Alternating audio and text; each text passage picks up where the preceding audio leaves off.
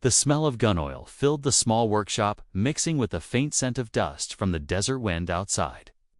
Maria's hands moved with quiet precision, wiping down the barrel of a massive rifle that wasn't even hers. She wasn't a soldier. She wasn't part of any elite unit. She was just a quiet civilian mechanic hired to clean and maintain weapons for a remote military outpost. Her days were simple tools, rags, and the steady rhythm of polishing steel. But that day, things would change in a way she could never have imagined.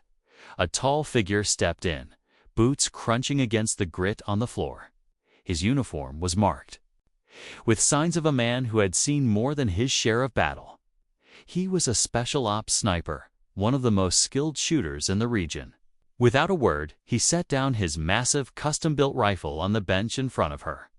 She glanced at it, sleek, intimidating, and clearly meant for something far beyond her world. He watched her work for a while, then leaned in with a half smile. "Think you can hit something at 3,800 meters?" The question hung in the air, like a challenge, absurd and impossible. Maria laughed softly, shaking her head, but his gaze didn't waver. He wasn't joking. He slid a single round across the table toward her, its weight heavier than it looked. Outside, the sun was dipping low, turning the sand into waves of gold and shadow. The sniper pointed toward the horizon, where a tiny metal target stood almost invisible in the distance. "One shot," he said. "Prove me wrong." Maria's pulse quickened. She had never even held a rifle like this, let alone aimed it at something so far it might as well be on another planet. But something in his tone, half daring, half believing, pulled her toward the edge of the moment.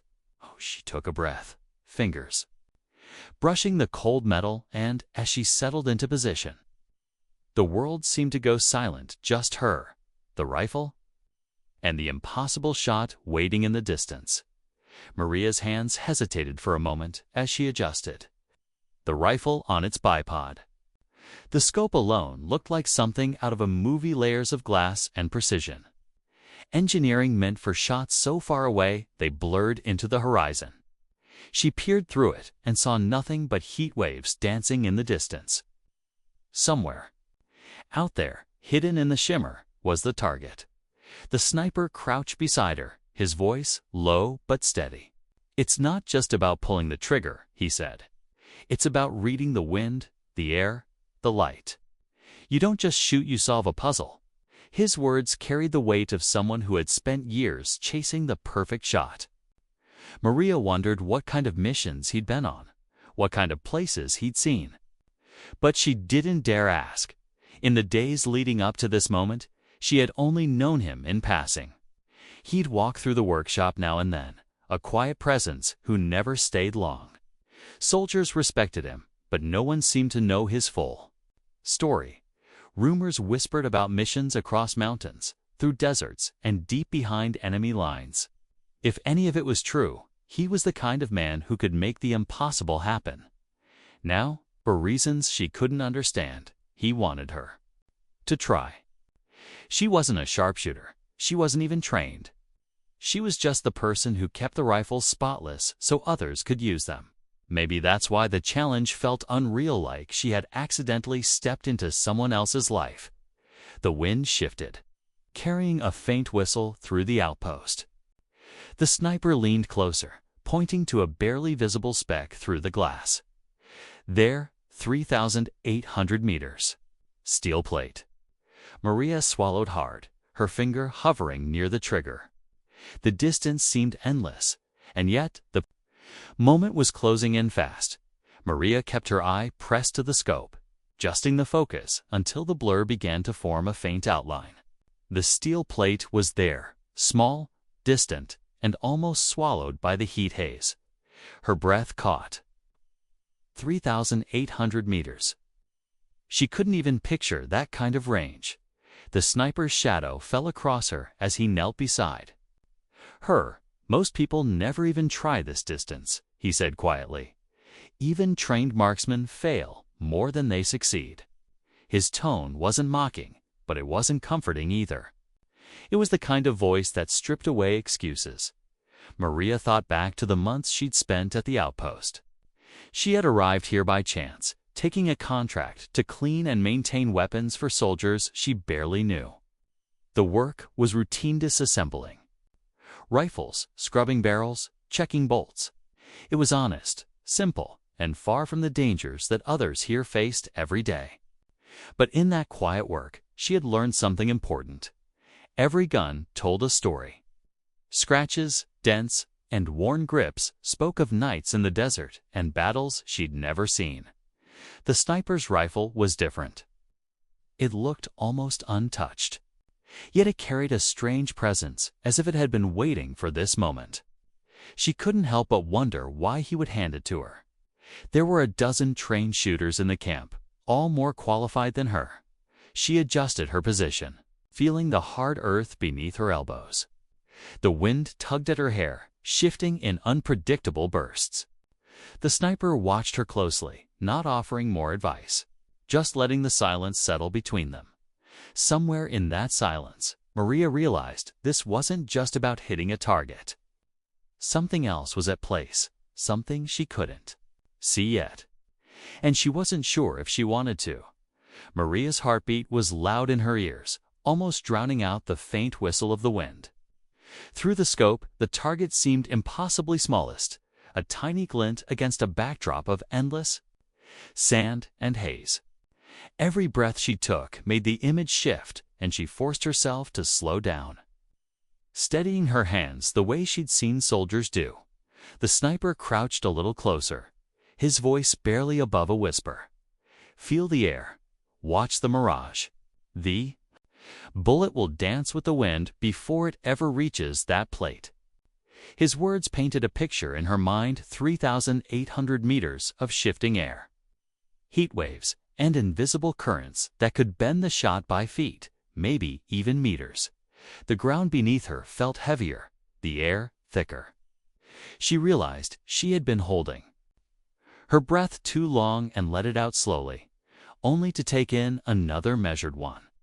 The sniper hadn't moved his eyes from the distant horizon, as if he already knew exactly where the bullet would land.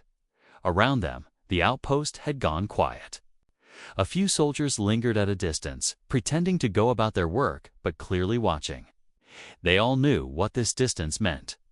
This wasn't just a test, it was an impossible dare, the kind of challenge even elite marksmen spoke of with respect. Maria adjusted the scope's elevation dial, feeling the weight of the sniper's gaze. Every click echoed in her mind like a drumbeat. She thought about the rifles she had cleaned, the battles they had been through, and the men and women who had trusted them with their lives. And now, somehow, the rifle in her hands carried that same trust. Her finger hovered near the trigger, her breath slowing, her focus narrowing to a single point nearly 4 kilometers away. The wind shifted again. She felt it brush against her cheek, warm and unpredictable. The sniper's voice came one last time, low and certain. "Now, make it count." Maria steadied her breath, ready to squeeze the trigger when a voice crackled through the sniper's earpiece. It was sharp, urgent, and made him glance toward the far ridge. His eyes narrowed, and for the first time, she saw a flicker of tension cross his calm face. He raised a hand slightly, stopping her. "Hold. Something's changed." Maria pulled back from the scope, confused. "What is it?" she whispered. But he didn't answer right away. Instead, he reached into his pack and pulled out a different range card. His gaze fixed on the shimmering horizon. "Your target just moved," he said finally, his tone clipped. "And now you've got 2 of them." Her stomach dropped. She leaned back into the scope, adjusting the focus until she saw it a second steel plate, smaller and set even farther off to the left. Whoever had placed it there must have done it recently. And it wasn't where she had practiced aiming. The sniper's voice was calm but firm. "1 shot, 2 targets. You'll have to time it with the wind. It's doable if you trust what press I'm telling you." soldiers watching from a distance began to murmur, sensing the change. This wasn't just a challenge anymore, which was something else entirely. Something that seemed almost impossible. If she missed, it would be over in an instant. If she hit both, it would be the kind of shot people whispered about for years. Maria swallowed hard, feeling the heat of the sun pressing down and the weight of the rifle anchoring her to the ground. Her hands were steady, but her mind raced. Why had the second target been added? Was this part of his plan from the start, or had someone else decided to raise the stakes? The sniper leaned in, his eyes locked on the horizon. "You've got one?" Chants Maria. "The wind's about to shift, and when it does, you fire." Maria's pulse slowed until it matched the rhythm of her breathing. Through the scope, the two distant plates floated in the haze like ghosts, the heat making them waver.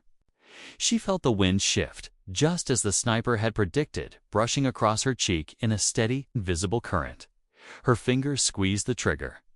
The rifle roared, the recoil pressing hard into her shoulder. For a moment, there was nothing, no sound, no movement, just the faint echo rolling across the desert. Then, a flash. The first plate shuddered violently. Before Maria could even react, the second plate, almost 4 kilometers away, rang out with a sharp, metallic crack. The soldiers behind her erupted in disbelief, their voices carrying over the open air. The sniper gave a single nod. No smile, no congratulations, just the quiet.